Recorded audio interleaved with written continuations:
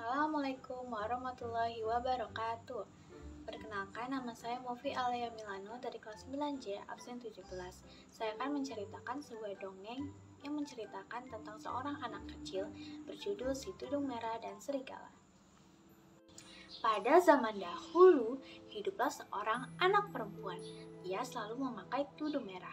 Itulah mengapa semua orang memanggilnya Si Tudung Merah. Sayang. Iya, Bu.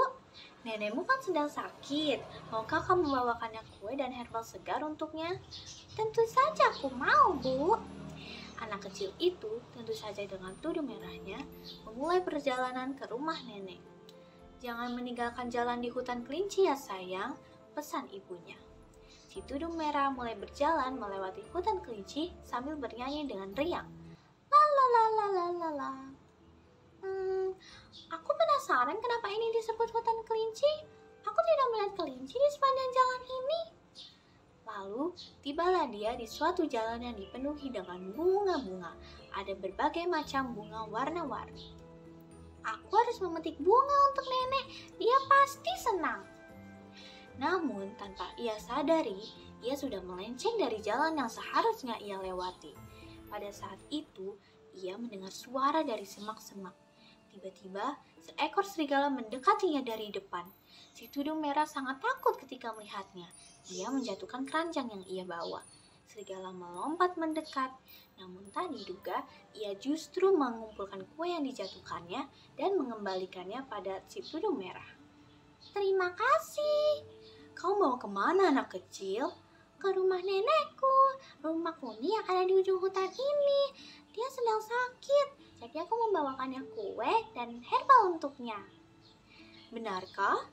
Ngomong-ngomong, kau bisa memanggilku Si Tudung Merah loh. Semua orang memanggilku seperti itu.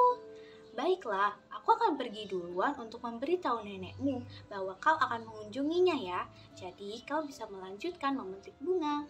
Dan tepat saat itu, serigala mendengar letusan senapan dari pemburu yang datang dan langsung lari secepat yang ia bisa. Si tudung merah melihat sekeliling dan mulai menangis.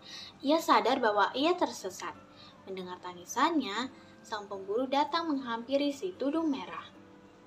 Sedang apa kau sendirian di sini, anak kecil? Di sini sangat berbahaya. Aku sedang mencari serigala yang sudah lama kuburu. Si tudung merah tidak memberitahu bahwa ia baru saja bertemu dengan serigala itu. Begini. Aku membawakan kue untuk nenekku yang sedang sakit. Dia tinggal di ujung hutan ini dan aku tersesat. Kalau begitu, marilah kuantar kau ke rumah nenekmu. Mereka pun berjalan bersama-sama menuju rumah nenek. Tepat saat itu, serigala mengambil jalan pintas dan berhasil tiba lebih cepat di rumah nenek. Serigala mengetuk pintu. Neneknya berteriak dari dalam. Siapa itu? Serigala menjawab dengan merubah suaranya. Ini aku, Nek, si tudung merah. Aku membawakan kue dan herbal dari hutan. Pintunya tak terkunci, sayang. Masuk saja. Serigala tersenyum dan langsung masuk. Tak berapa lama kemudian, si tudung merah dan pemburu sampai di rumah nenek. Ayo anak kecil, cepat temuilah nenekmu. Si tudung merah pun mengangguk dan pemburu kembali pulang. Si tudung merah mengetuk pintu, berpura-pura menjadi neneknya. Serigala pun menjawab, siapa itu? Ini aku, Nek, si tudung merah. Pintunya tak terkunci, sayang.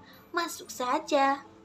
Si tudung merah ragu-ragu, karena yang ia dengar sedikit berbeda dari suara neneknya. Mungkin suara nenek seperti itu karena ia sedang sakit. Akhirnya, si tudung merah pun memasuki rumah itu. Serigala yang memakai baju tidur dengan topi tidur dan kacamata nenek sedang berbaring di tempat tidur.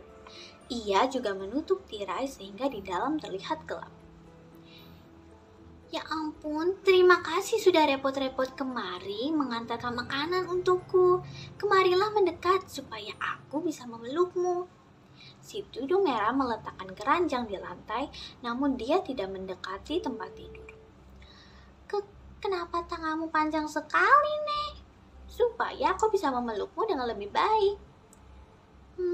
Kenapa telingamu besar sekali? Supaya aku bisa mendengarmu lebih baik. Tapi kenapa matamu besar sekali?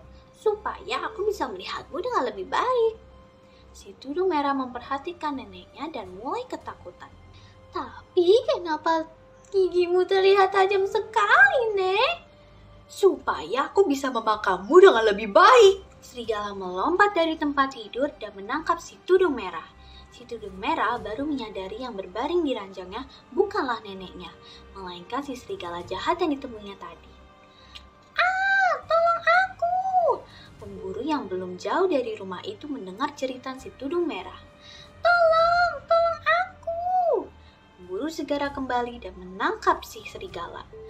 Akhirnya aku menangkapmu, serigala jahat. Sekarang kau ada di tanganku. Pemburu membelah perut si serigala dan menyelamatkan sang nenek. Terima kasih telah menyelamatkan kami, Tuan Pemburu. Sama-sama, tapi berjanjilah anak kecil, kau takkan pernah lagi melupakan nasihat ibumu ya. Dengan semangat, kue yang dibawakan si tudung merah kepada neneknya dimakan dengan lahap. Herbal sehatnya dijadikan secangkir teh yang membuat sang nenek langsung sembuh. Si tudung merah berjanji pada nenek bahwa dia takkan pernah mau percaya pada ucapan serigala jahat lagi. Si tudung merah jalan melewati hutan kelinci kembali ke rumahnya, dan kini hutan kelinci dipenuhi oleh sukacita, kelinci, dan bunga-bunga seperti dahulu kala. Pesan moral yang dapat kita petik diantaranya, janganlah mudah percaya dengan orang asing, janganlah berbuat licik kepada siapapun, dan kita harus cepat tanggap ketika seseorang membutuhkan pertolongan kita. Sekian dari saya, kurang lebihnya mohon maaf. Terima kasih. Wassalamualaikum warahmatullahi wabarakatuh.